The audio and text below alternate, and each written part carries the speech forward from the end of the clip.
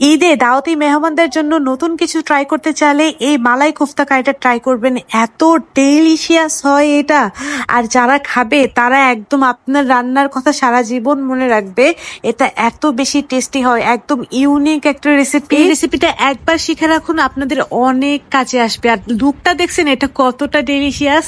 যাই হোক, প্রথমে এখানে আমি 2টা চিকেনের ব্রেস্ট পিস নিয়েছি, নিয়ে এগুলোকে টুকরো টুকরো করে কেটে নিয়েছি। তারপর এখানে দিয়ে দিলাম প্রায় 2 চা চামচের মতো পেঁয়াজ কুচি, দিয়ে দিলাম কয়েক কোয়া রসুন এবং দিয়ে দিয়েছি কয়েক স্লাইস আদা, একটা কাঁচা মরিচ এবং এখানে একটু জিরা গুঁড়া আর একটু গরম মশলা গুঁড়া, একটু চিলি ফ্লেক্স আর সামান্য লবণ দিয়ে এটাকে এখন আমি খুব ভালোভাবে মাখিয়ে নেব।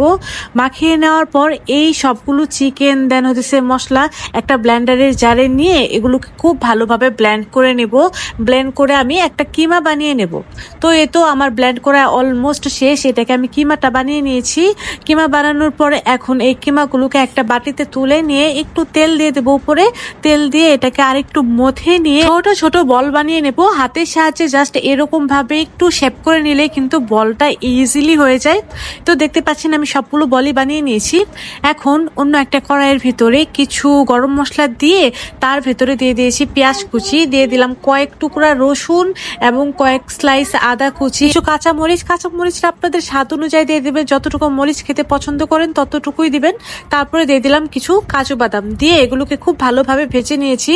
ভেজে নেওয়ার পর এগুলোকে ঠান্ডা করার পরে একটা ব্লেন্ডারে জারে নিয়ে নিয়েছি।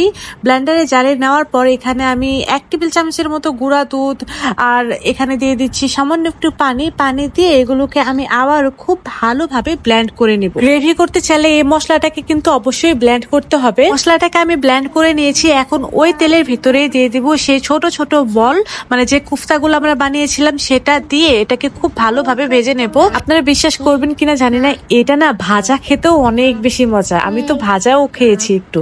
যাই হোক, এখন আমি আবারও ওই তেলের ভিতরে দিয়ে দিয়েছি একটু পেঁয়াজ কুচি। পেঁয়াজগুলোকে হালকা ব্রাউন করে ভেজে নেওয়ার পর ওই যে আমরা যে মশলাটাকে ব্লেন্ড করে রেখেছিলাম সেই মশলাটাকে দিয়ে এটাকে এখন খুব ভালোভাবে নেড়ে চেড়ে কষিয়ে নেব। এখন এর ভেতরে দিয়ে দিচ্ছি আমি একটু গরম মশলা গুঁড়া আর একটু জিরা গুঁড়া, দিয়ে দিয়েছি স্বাদ অনুযায়ী লবণ, আর ওই যে মশলাটার যে ব্লেন্ড করা পানিটা ছিল সেই পানিটাকে দিয়ে দিলাম। দিয়ে এর ভেতরে আমি আবার কোফতা কারিটা দিয়ে দিয়েছি। আর এর ভেতরে আরো একটা জিনিস দিয়েছি, সেটা হচ্ছে গিয়ে টক দই। টক দইটা আমার স্ক্রিনে একদমই আসেনি।